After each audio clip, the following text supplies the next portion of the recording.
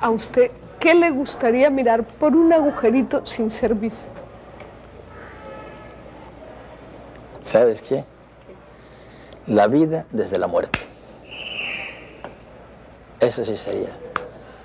Bueno, ¿y usted es un gran sueño poder ver la vida desde la muerte. ¿Y usted que escoge la muerte de sus protagonistas, cómo escogería la suya? ¿Cómo le gustaría morirse?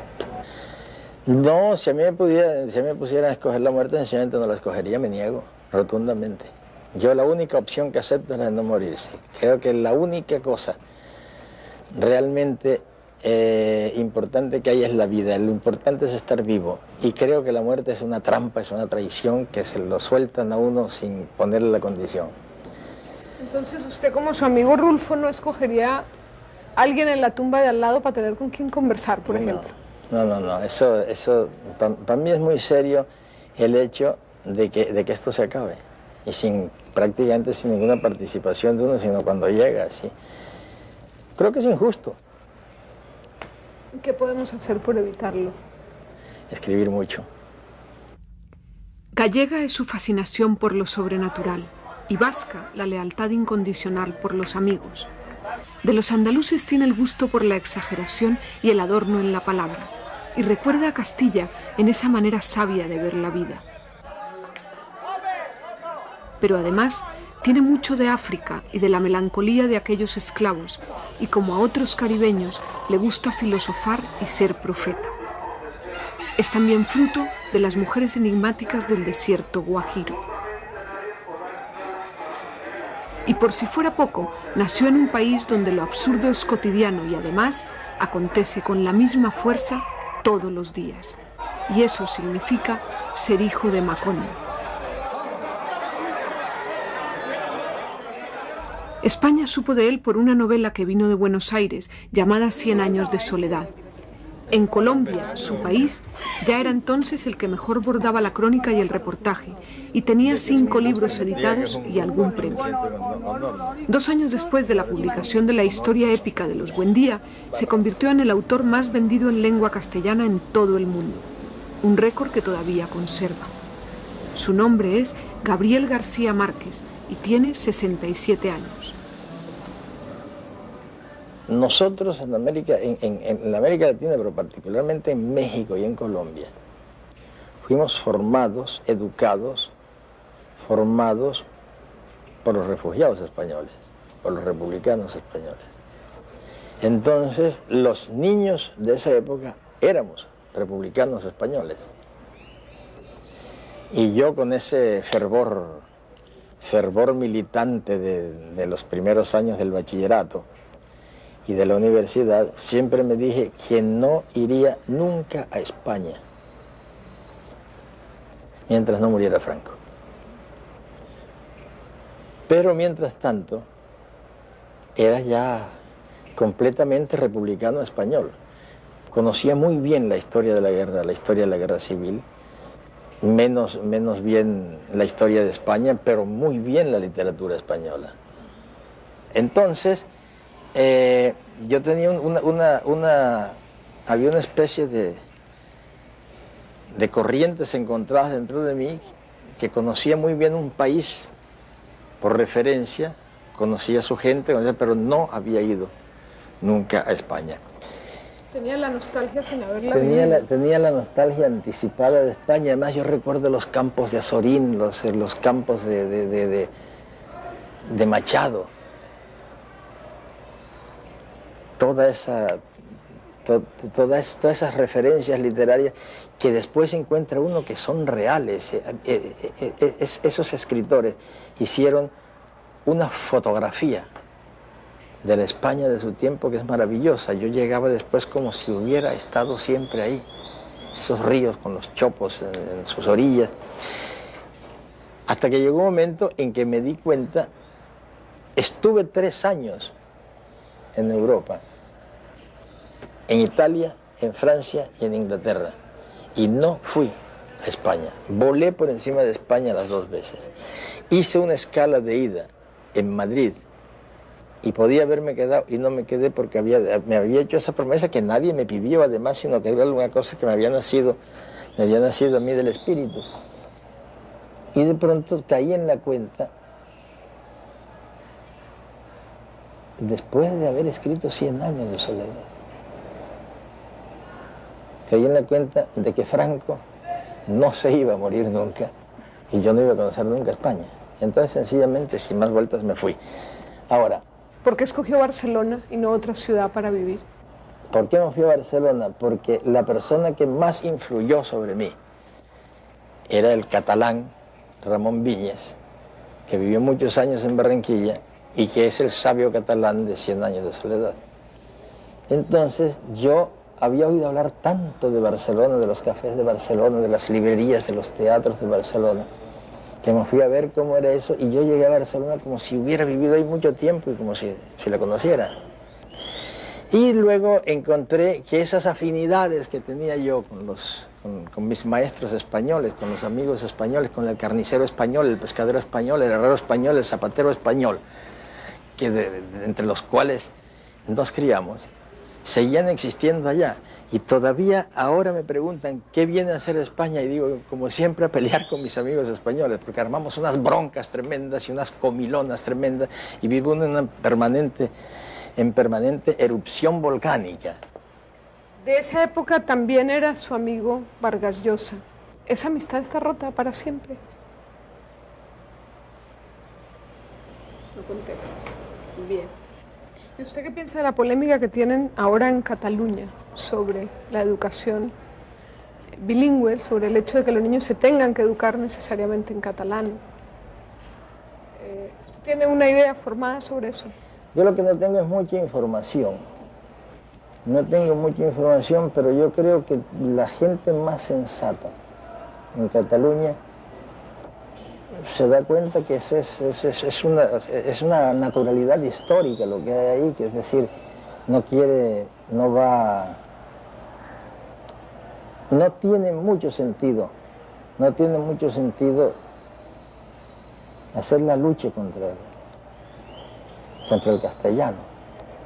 Yo creo que la verdadera guerra contra el castellano la hace la Academia de la Lengua. O sea, que sigue sin reconciliarse con la Academia de la Lengua Española. Ni siquiera la última edición del diccionario le ha parecido mejor. No, porque no es una cuestión de diccionarios, no es una cuestión de cantidad de palabras o de incorporación de términos, sino de criterio. El criterio de que ellos son los depositarios de la pureza del lenguaje, entonces ellos tienen preso el idioma. Es como una policía del idioma, que lo tienen preso y no lo dejan que fluya y que vaya por la calle y se pervierta, que es lo que es estupendo de los idiomas vivos. En ese sentido, María Moliner fue mucho más lejos que ellos, porque María Moliner hizo un diccionario de uso y ahí están las palabras que se usan y cómo se usan. No es el que te digan que es un anglicismo, que esto no se debe usar así, etcétera, etcétera. Y eso que las academias, las correspondientes de los distintos países de América Latina han influido mucho sobre la española para que... ¿Lo han obligado a cambiar? Bueno, no, le han hecho tomar conciencia de que el castellano también son los americanismos. ¿Usted se sentiría más cómodo escribiendo en otra lengua? No. De las que conoce. Yo no puedo concebir una lengua más rica, más maravillosa, más radiante que la lengua castellana, pero escrita con absoluta libertad. ¿Y usted seguirá escribiendo para la nueva tecnología? ¿No le tiene miedo? Bueno, yo escribo en computadora. Sí, sí. Yo escribo en computadora desde todo el amor en los tiempos del cólera, en computadora. A mí no se me haría raro que fuera la primera novela en español que se escribió en computadora. Y yo no sé si es por la edad o si es por la computadora misma, pero lo que yo sé es que desde que empecé a trabajar en computadora, mi promedio de libros, que era de unos 7 años, cada libro, está casi en 3 años cada libro. Yo creo que la computadora tiene mucho que ver con eso. Ya veo que usted no le tiene mucho miedo a la tecnología. ¿Hay algún avance de la ciencia reciente que le asuste? la genética como se está manejando. Ya estamos en condiciones de hacer el centauro. No se ha hecho por razones éticas, pero ya se puede hacer el centauro. Y tengo el temor de que se vaya a entrar en una era de disparate. Yo creo, lo demás no. Lo demás todo está al servicio de la humanidad. Y la genética, el estudio de la genética es importantísimo, pero la locura, los abusos que se puede incurrir con la genética, eso es terrible. Por cierto, cuando usted fue al Príncipe de Asturias y cuando se bajó del avión, dijo con mucho entusiasmo: por fin llego a Oviedo. ¿Por qué por fin? ¿Qué era lo que esperaba encontrar en Oviedo? Yo no hice allá una declaración que era muy sincera y que me hubiera salido del alma, porque no supe en ese momento si hubiera sido muy bien interpretada. Pero yo lo que sentí y lo que quise decir era que Oviedo me había parecido como un centro asturiano a lo bestia. Eso fue dicho lo he dicho con todo el amor, no lo quise decir porque no sé si sería buena interpretación. Es que entre todo esto que te decía yo de la relación con los españoles en América Latina, hay una cosa que nos marcó desde niños, eran los centros asturianos en las distintas ciudades. En México, en Venezuela, pero no sé, en México, en la Ciudad de México, en Cuba, en Veracruz, por todos lados. Y entonces yo tenía una idea de Asturias, patria querida, de la fabada, de la música, de la gente, inclusive de las diferencias de acento de Asturias en relación con los otros españoles, porque los había conocido en los centros asturianos. Son de una militancia. Son de una militancia asturiana en todas partes del mundo, que cuando llegaba me di cuenta que allá eran los mismos. España en este momento pasa por momentos confusos, difíciles, complicados, especialmente para una persona que es amigo suyo, que es Felipe González. ¿Usted cree que Felipe tendrá un sitio en la historia, o que todas estas peripecias por las que está pasando su administración borrarán la huella de lo que puede haber hecho por España? Todas esas peripecias han podido suceder por la España que hizo Felipe González. Antes era impensable. A ver, explique eso. Antes era impensable que se pudieran hacer tantas acusaciones falsas y auténticas, que pudieran hacerse tanta polémica pública, que se pudiera denigrar o ensalzar en la forma en que se hace ahora. Antes era imposible. Ese espacio de libertad de expresión, de toda clase de libertades, se debe a Felipe González y a la gente de Felipe. Pero yo creo que así es como eso se va a juzgar. Yo creo que es un momento pasajero, que Felipe prevalecerá,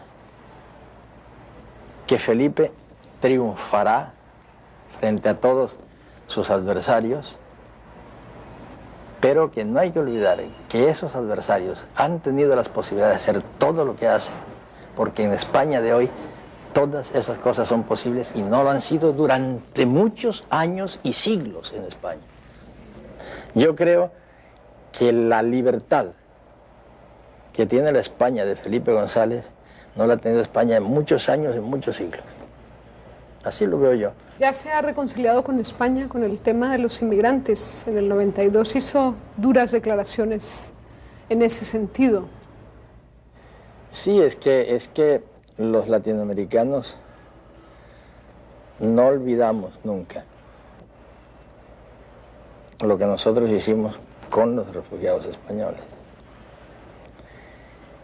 No todo lo que vino fueron los maestros universitarios, los grandes editores, los grandes escritores, los grandes científicos. Vino también mucha morralla.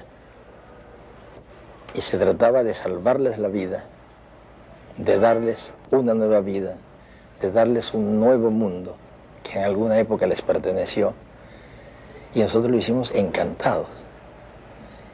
Y nos mezclamos con ellos como nos mezclamos después de la venida de Colón. Y de pronto nos encontramos que España empieza a escoger a cuáles sí y a cuáles no. Entonces eso duele mucho, porque por supuesto yo no tengo ninguna queja. Yo personalmente llego a España como rey. Me tratan los amigos como rey. Y a muchos que yo conozco, a los escritores, pero lo que están haciendo un crítico con un criterio de selección, de que los que ellos consideran buenos sí, como reyes, y los otros los tratan en los aeropuertos en una forma como no hemos tratado nosotros jamás a un español, y creo que no lo haríamos. Es extraño además que lo hagan. En ese sentido, esa discriminación continúa. Sigue pensando que mientras más cerca esté de Europa, España, más lejos estará de Latinoamérica. Ah, sí. Cuando todo eso empezó, yo me quejé con Felipe González. Y me dijo, no te preocupes, que yo seré el puente, España será el puente entre la América Latina y Europa. Pero yo creo que las circunstancias los han llevado a tratar de ser más europeos que latinoamericanos. Y nosotros estamos aquí esperando un día no muy lejano en que regresen como se sentaban los chinos a la puerta de su casa a esperar que pasara el cadáver del enemigo. Los españoles volverán otra vez, porque son cada día menos europeos a pesar de toda la tecnología y las estufas automáticas. En el fondo siguen siendo unos españoles iguales a nosotros. ¿Es verdad que usted detesta a Cristóbal Colón como personaje histórico? No, lo que pasa es que era pavoso, como dicen los venezolanos. Llevaba la mala suerte, su mala suerte la llevaba por todas partes. En Santo Domingo no se puede hablar de él. Sin embargo, su diario a usted le fascina. Bueno, pero eso diario de viaje. Pero eso no nos afecta gravemente. Mire, le voy a leer una carta astral que publicó el diario ABC en el año 82 después, ABC. Sí. En el año 82 después de que le dieron el premio Nobel. Y usted me va diciendo si coincide o no coincide con el personaje. Sí. Por cierto, ¿usted consulta a los astros de vez en cuando? No, en absoluto. Pero no los consulto porque creo en eso y no lo quiero saber. No es porque no crea. ¿Y a las adivinas? No, es que precisamente porque creo que hay adivinas, porque creo que adivinas no quiero que me adivinen nada. Ya, dice, es un Piscis 3 veces Acuario y gracias a la influencia de Plutón posee el don de la persuasión. ¿De acuerdo o no? Bueno, no sé por qué planetas, pero creo que cuando lo he necesitado lo he tenido, sí. Yo creo que sí. Con un inconsciente influido por Virgo que lo hace analítico, intolerante, perfeccionista y pedante. Ah, sí, eso todo, es perfecto. Dice además, por fortuna.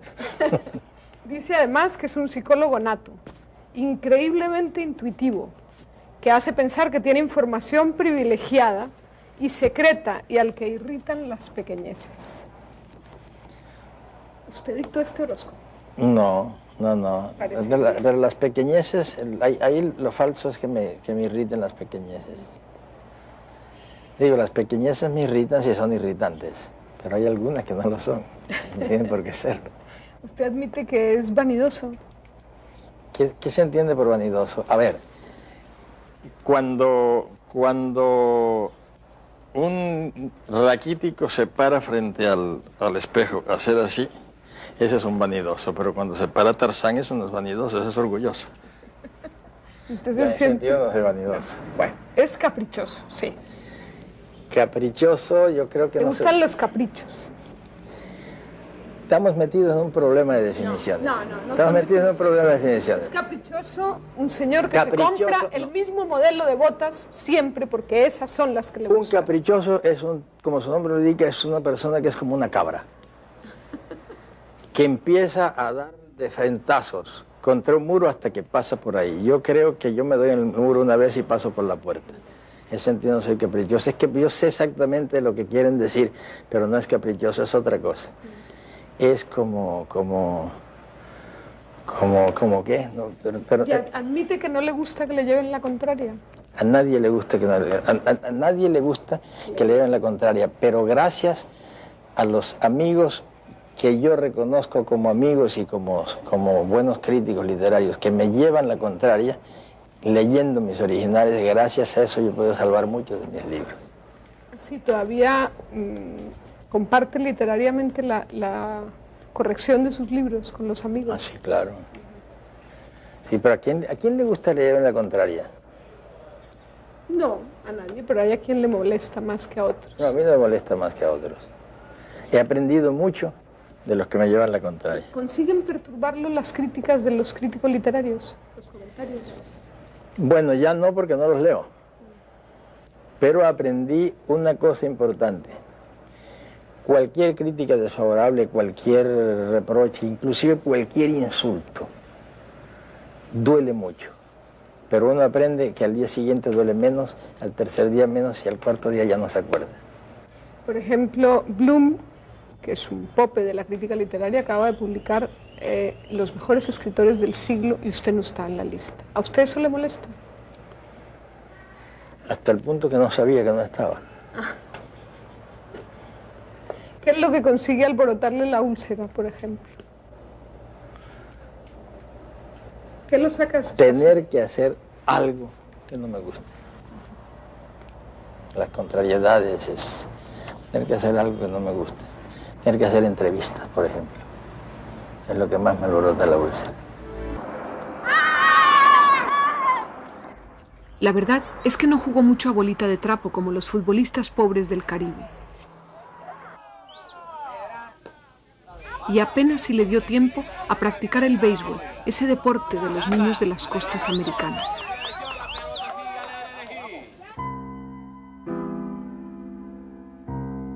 Gabriel no tuvo un juego infantil favorito que repitiera una y otra vez, porque para olvidar los cuentos de muertos que le contaban las tías, en cuanto aprendió a leer, no hizo otra cosa que devorar los libros que le prestaba el abuelo.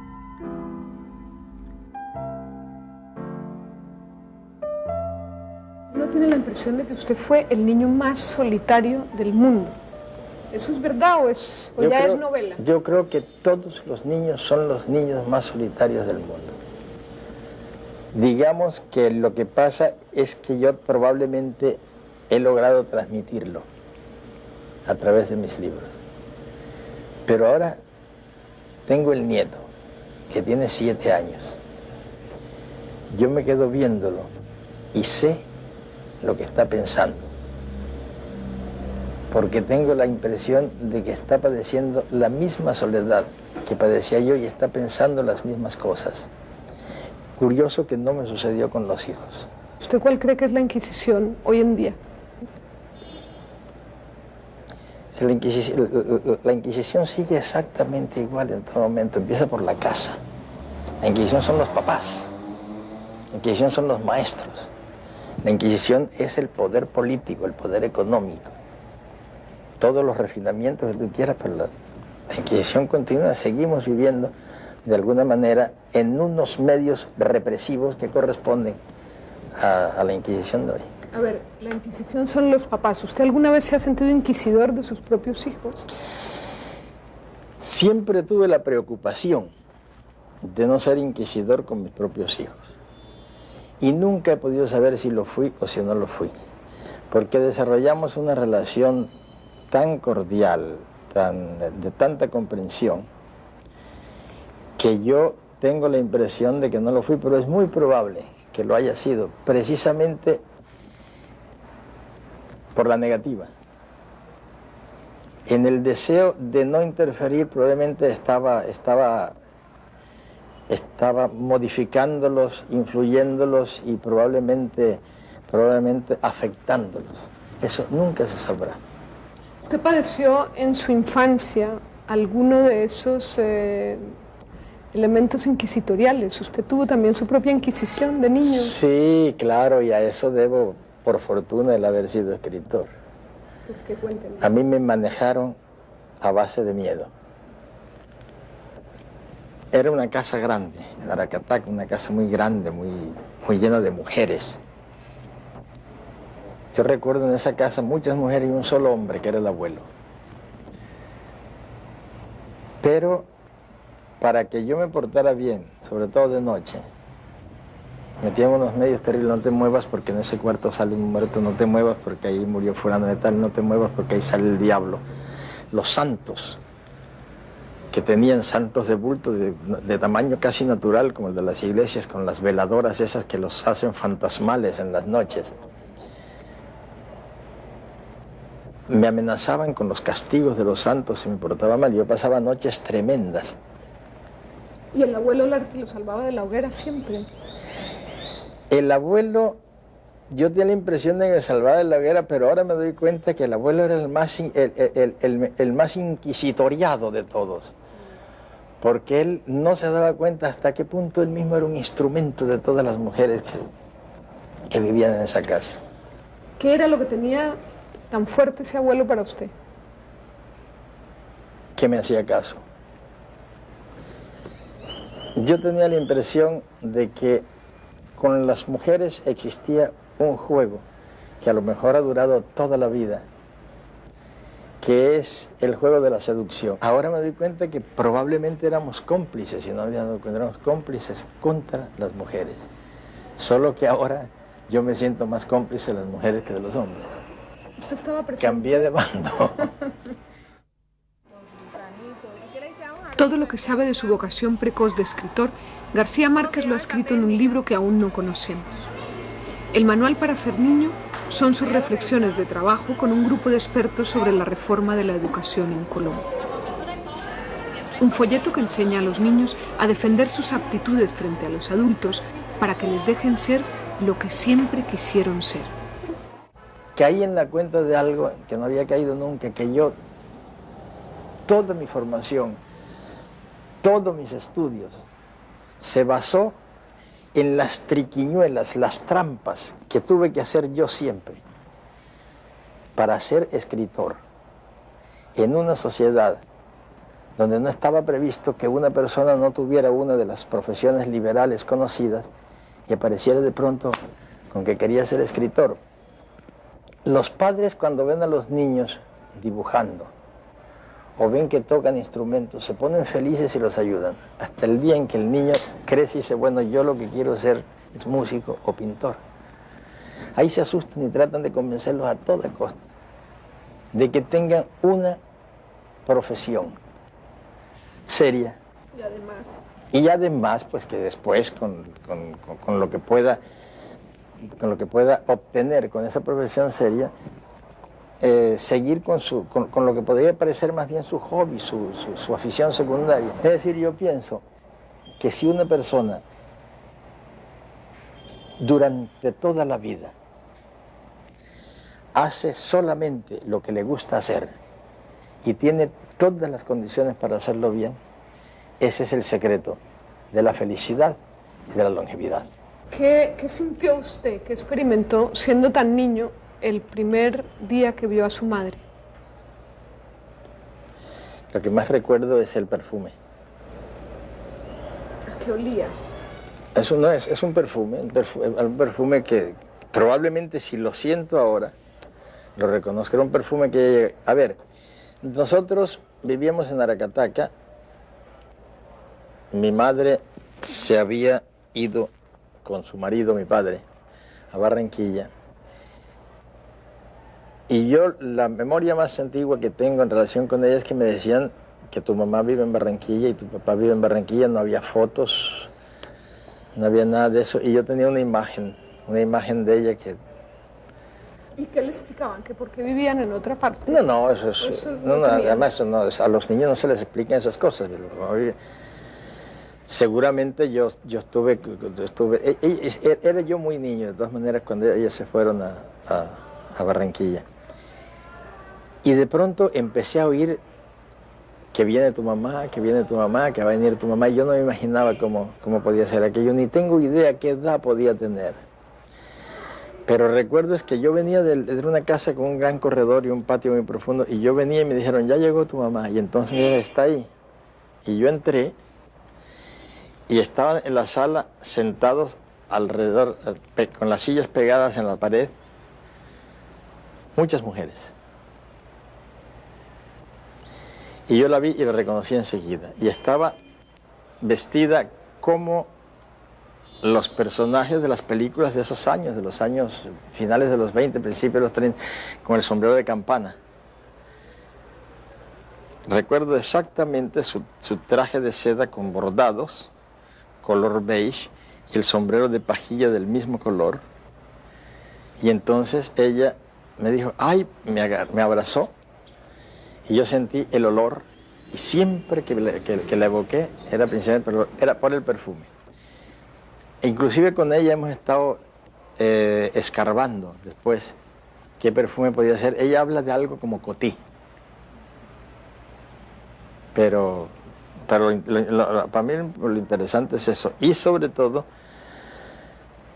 porque el sentido del olfato para mí es el más evocador y el que más fácilmente lo traslada a uno a episodios remotos y le permite revivirlos completos con una sola ráfaga. Y esa ausencia de la madre en todos esos años del comienzo es lo que hace que usted diga que tiene con ella una relación seria y sin sentimentalismos. No, lo que pasa es una cosa, que vivimos muy poco tiempo juntos, porque, a ver, en ese momento estaban en Barranquilla, luego,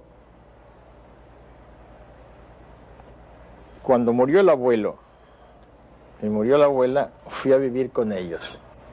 Pero yo no recuerdo, ellos volvieron a vivir en la Cataca y vivían en una casa distinta, pero yo vivía donde los abuelos. Y no me llevaban a dormir a casa de mis padres, sino cuando iban a dar purgante. ¿Por qué? Porque cuando uno era niño, pues se les daba el purgante, y donde tenían las técnicas del purgante era en casa de, porque ya había nacido un hermano cada año. Nosotros somos 15. Entonces sacas la cuenta, cada año nacía uno, y en este momento ya había 4 o 5. Ya no había mucho tiempo de ocuparse de cada uno. Y cuando decidían además dar un purgante colectivo, entonces a mí me toca, a mí que no me iban a buscar para las fiestas, yo añoraba estar con los hermanos de noche, después de que se acostaban, tirarse almohadas, todo aquello. Yo vivía en el cuarto de los santos. ¿Y los hermanos en la otra casa? Y los hermanos en la otra casa. Entonces, cuando a mí me iban a dormir allá, yo iba contento porque iba con los hermanos, pero sabía que daban purgante en aceite de ricino, como tenían la costumbre de darlo en leche, y uno notaba los grandes pozos de aceite. Bueno, ¿cómo sería que nos daban como premio una moneda de 50 centavos? Y yo durante muchos años me acordaba de esas monedas y me daba la náusea del purgante. Entonces, como ves, ahí era muy poca las oportunidades que tenía que hablar con mi mamá, que siempre estaba criando y estaba encinta. La relación se volvió, no como un extraño, pero sí era una relación que no tenía recuerdos. Y en estos años de Cartagena, ¿usted ha podido recomponer un poco esa relación? No, pero si nunca estuvo descompuesta, es una relación distinta de otra. Es una relación con la madre y con el padre que es así. Después de haber repartido la vida entre muchos hogares y muchos paisajes, ha vuelto a Colombia.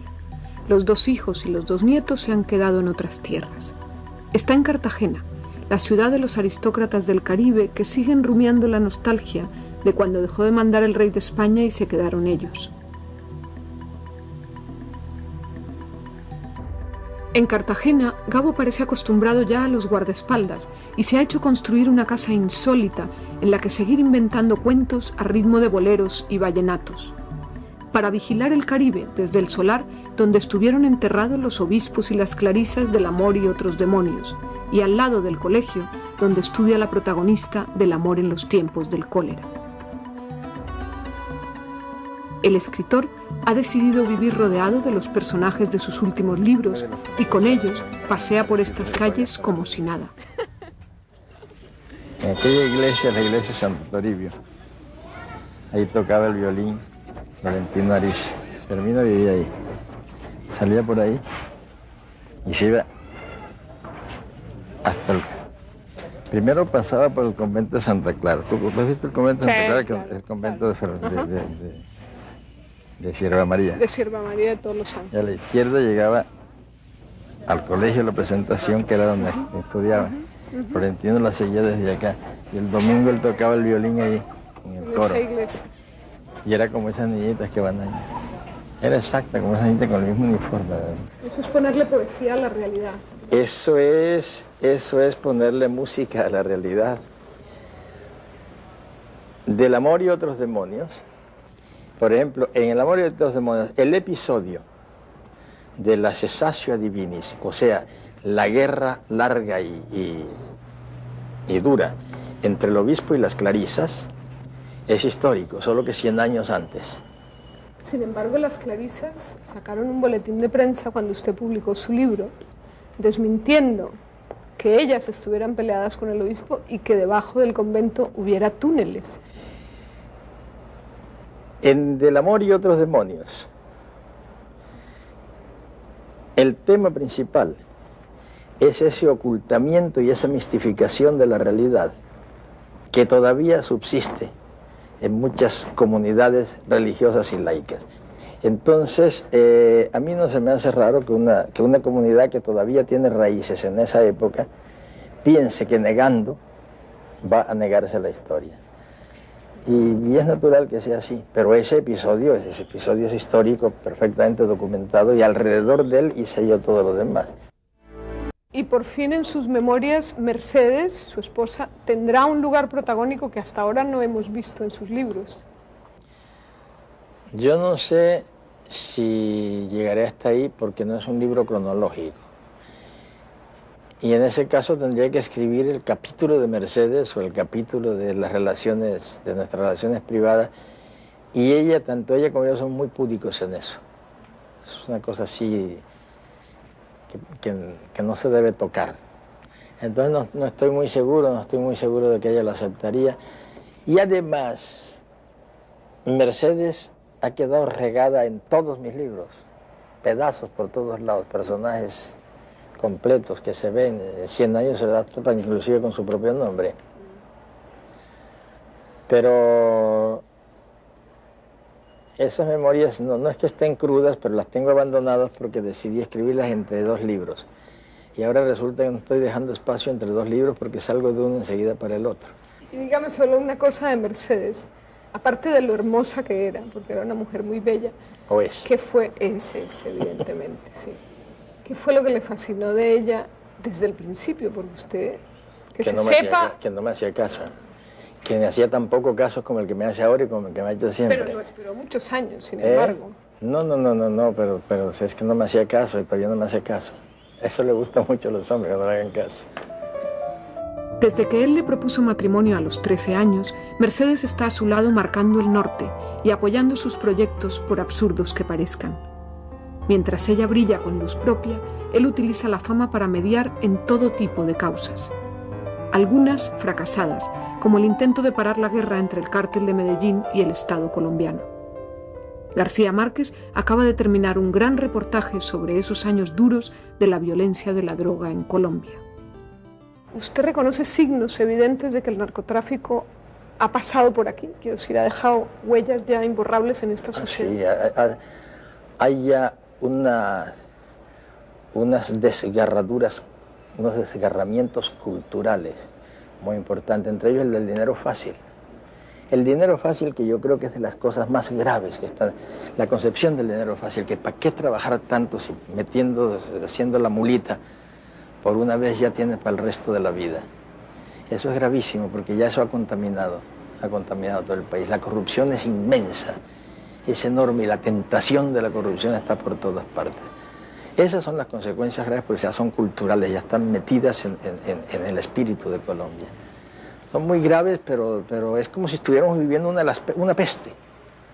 Yo creo que se va a resolver de la manera más sencilla. Un día pasará de moda, pero mientras tanto los daños que habrá hecho y las muertes que habrá dejado son enormes, pero un día pasará de moda. Usted ¿Cree en la legalización internacional de la droga como solución? Los periodistas norteamericanos saben todo lo que saben del narcotráfico en Colombia, que es mucho. Lo saben porque los periodistas colombianos lo han investigado, lo han destapado y muchos de ellos han sacrificado su vida por esas publicaciones.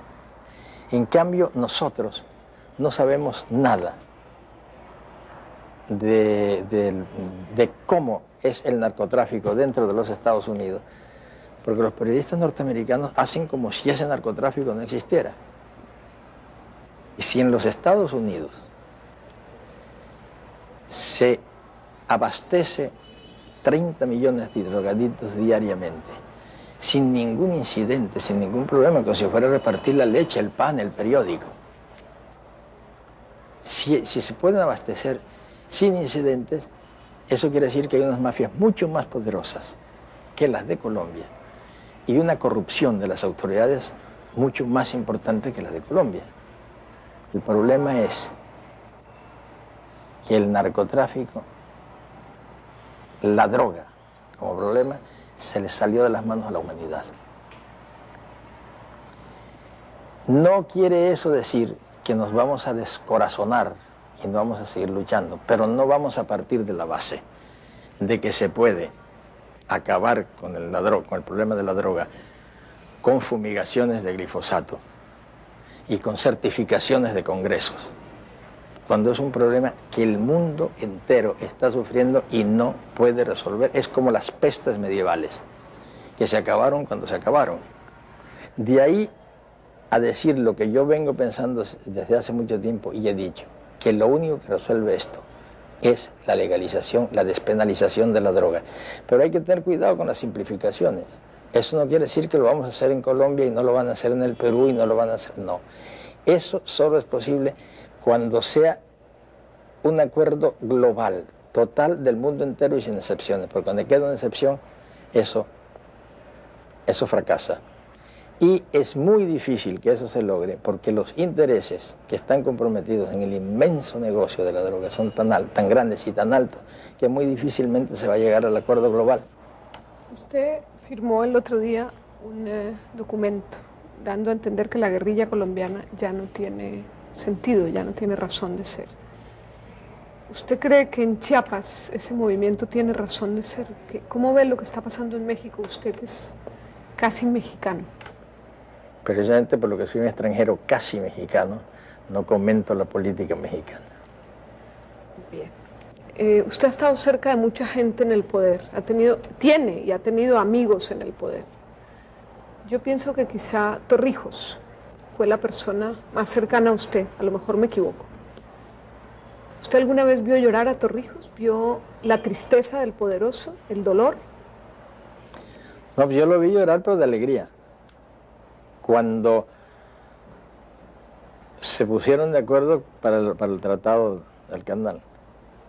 Yo estaba con él porque a mí me habían llamado antes, que él se había encerrado en Farallón, que era una base militar panameña. Me llamaron y me dijeron, el general tiene como una semana de estar encerrado, tenía un teléfono directo que bastaba descolgarlo y se comunicaba, estaba en comunicación directa con la Embajada de Panamá en Washington. Estaban discutiéndose los últimos minutos, los últimos puntos para el tratado, y él estaba encerrado esperando, pero no podía dormir, no podía comer, no podía hacer nada de la tensión en que estaba, y tenía el temor de los amigos de él y mío que le fuera a dar un infarto. Entonces me llamaron y me fui allá y me encerré con él. Estábamos prácticamente solos y estuvimos solos casi una semana. Nos tomamos todo el whisky del mundo y a veces champaña con hielo, que es una cosa que se hace en el Caribe, es un poco bárbaro, pero es cultural, es así. Y de pronto, en el momento en que llegó la noticia que ya, se puso a llorar como un niño, una maravilla. una maravilla asistir a eso. ¿Y qué decía? ¿Qué frase? No, si no podía decir nada, ya no había nada que decir, no había nada que decir. Es que era muy grave porque si ese tratado no se hubiera acordado, hubieran podido suceder cosas históricamente muy graves. Torrijos está dispuesto a destruir el canal. ¿Usted piensa que ese tratado tiene marcha atrás? Porque hay quien intenta no cumplirlo en el año Todo 2000. lo que quieran, pero América Latina no permitirá jamás que ese tratado no se cumpla. Esa América Latina que apenas si protestó con la invasión de Panamá, no permitiría que ese tratado no se cumpla, porque ese es un tratado que es en territorio panameño, pero es de toda la América Latina. ¿Usted es capaz de decirle todo lo que piensa a Fidel? Se lo digo generalmente, lo que pasa es que a veces no lo cree.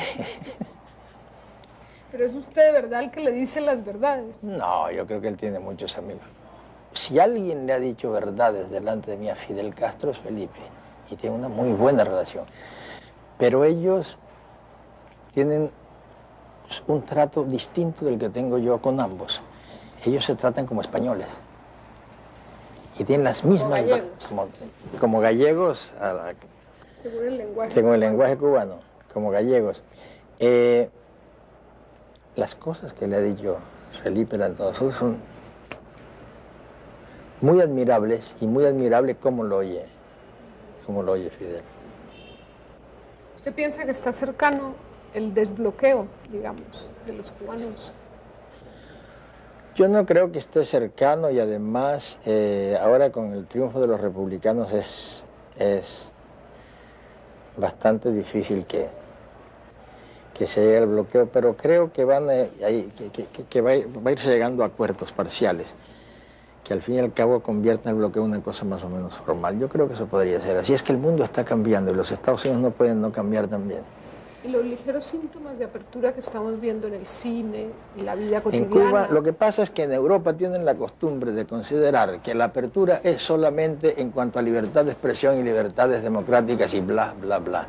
Consideran, como los Estados Unidos, además, que la democracia se define por una elección. Si hay elección, no importa lo que sean capaces de hacer y las arbitrariedades y las injusticias que se cometan, porque es un gobierno basado en elecciones.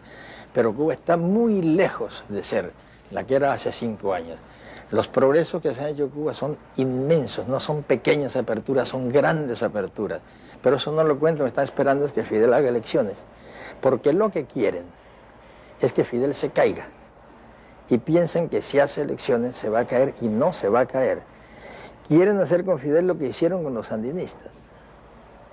No con los sandinistas, con Nicaragua. Pero hagan elecciones libres y les vamos a ayudar en esto y en esto y en esto. Las hicieron. Si la hubieran perdido, si la hubieran ganado los sandinistas, hubieran dicho con seguridad que habían sido amañadas, que había fraude, y no las hubieran reconocido. Como perdieron los sandinistas, la reconocieron y no le han dado a Nicaragua ni un centavo de lo que habían prometido, y mira la situación en que está Nicaragua. ¿Cómo quieren que con ese precedente Fidel vaya a creerles lo que le prometen? No creen nada. Están haciendo los cubanos lo que creen que deben hacer, y afortunadamente Europa y prácticamente toda la América Latina lo están reconociendo y están ayudando muchísimo. Y los Estados Unidos lo que están es perdiendo el tren, y ese tren se va y ellos no van a quedar ni en el vagón de cola. ¿Y cuál es ese momento histórico de los que ha vivido que más le ha interesado, el que más lo ha marcado?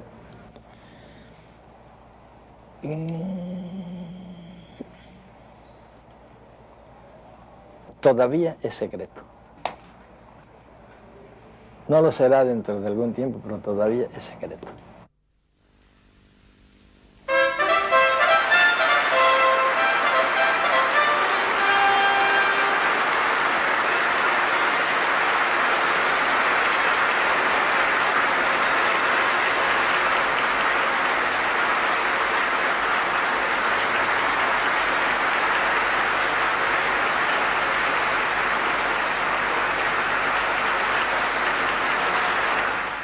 Cuando le acababan de dar el Nobel, usted me dijo que se lo daría a Rulfo o a Green. ¿Hoy a quién se lo daría? Hoy en español se lo daría a Carlos Fuentes.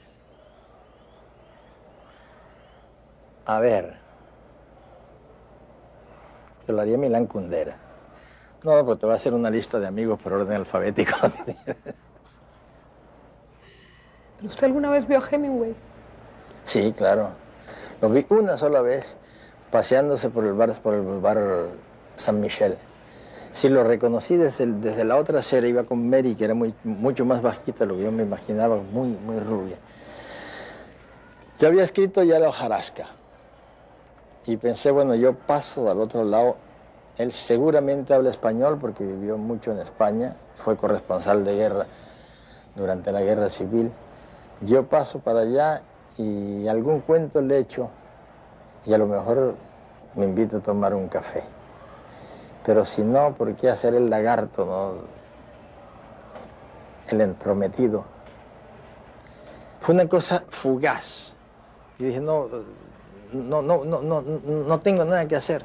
Y entonces hice lo único que se me ocurrió, fue gritar, ¡adiós, maestro! Y él, desde el otro, miró así y vio así, dijo, ¡adiós, amigo! Y se fue y nunca más en la vida lo vi. Hay un encuentro suyo que me llama la atención. Estuvo muchas horas con Kurosawa, el director de cine japonés. ¿Qué quería Kurosawa de usted? Yo tuve la enorme suerte de que Kurosawa estaba esperando un ciclón que se estaba demorando. Él estaba filmando una película y tenía todas las posibilidades de hacer el final de esa película con un ciclón ficticio, un ciclón de utilería. Y lo tenía perfecto, pero él insistía en que debía ser el ciclón número 32, creo que era, porque allá no tienen nombres de mujer, sino números. Él sabía que venía el ciclón número 32, calculó que en el ciclón número 32 podía terminar la película y el ciclón número 32 empezó a demorarse. Yo había recibido mensajes de Kurosawa de que él quería hacer el otoño del patriarca. Entonces yo le mandé a decir que yo me parecía encantado, que pensaba que nadie podía hacerlo mejor que él. Él tuvo un largo silencio y de pronto recibió un mensaje que decía, ya estoy muy viejo y muy enfermizo para meterme en los problemas del Caribe y en las... Entonces yo me di cuenta que le habían explicado mal las cosas. Y cuando fui allá, le dije que quería hablar con él y él se fue, apareció en mi hotel y dijo, podemos conversar hasta que llegue el ciclón. ¿Cómo fue su primer encuentro con los reyes de España? Fui solo, no fue Mercedes, a la zarzuela. Estaban el rey y la reina. La aproximación a cada uno de ellos es completamente distinta con uno que con otro. La reina evidentemente estaba muy interesada en los temas literarios. Quería hablar de ellos, hablé de ellos. Y el rey es bastante más suelto. Inclusive un momento que me dijo, no, aquí la que lee novelas es la reina. Yo ando en otros problemas. Y me llamó mucho la atención. Tuve la suerte de que hubo un episodio de la vida familiar en un lugar donde, a pesar de que no había protocolo, se suponía que no iba a ocurrir. Fue en determinado momento el príncipe, el hoy príncipe de Asturias, abrió de pronto la puerta sudando, venía de jugar fútbol, de algo así. Y entonces la reina, en inglés, le dijo, te he dicho que no entres sin tocar. Y el rey, muy de amigote, así, de, oh, no, pero si yo lo he autorizado, aquí entra así, no debe entrar sin tocar. Sal, toque, tocó, el niño tocó, entonces entró. Y fue una experiencia que me interesó muchísimo. ¿Eres más amigo de los hombres o de las mujeres? De las mujeres. ¿Por qué? Porque me entiendo mucho mejor con ellas, sobre todo trabajo mucho mejor con ellas. En los talleres que hago siempre con las mujeres me entiendo mucho mejor. ¿Y cómo te has divertido más? ¿Estando cerca del poder o atacándolo? No, estando cerca del poder. Hombre, por supuesto, la fuente de vida, de información, de inspiración del poder es infinita. Es que es una situación totalmente mágica y yo me pregunto si alguna vez ha sido real. El poder yo creo que es lo más irreal que existe. ¿Y usted no tiene miedo a ser mal interpretado por querer estar siempre cerca del poder? No, sí, no es que quiero. Yo no, Pero le fascina. no, yo no es que quiero estar siempre cerca del poder. Es el poder el que siempre quiere estar cerca de mí. No es que los presidentes me busquen, no, lo que quiero decir es que esa materia literaria, esa materia vital que es el poder, siempre me sale al encuentro y tal vez yo lo identifico mucho mejor que otras personas. Porque además tú hablas del poder porque estás pensando en presidente. El poder está en todas partes. Es decir, que en todos los niveles. Son los poderosos a todos los niveles. En todos los niveles está el poder. El poder era Pablo Escobar, el poder era la guerrilla. Y era Pablo Neruda también. No, en todos los niveles está el poder. Lo que yo tengo un olfato para identificarlo. Y si tú te pones a pensar, yo no he escrito una línea que no sea sobre el poder. Y sobre todo sobre el más poderoso, importante, grande y eterno de todos los poderes, que es el amor.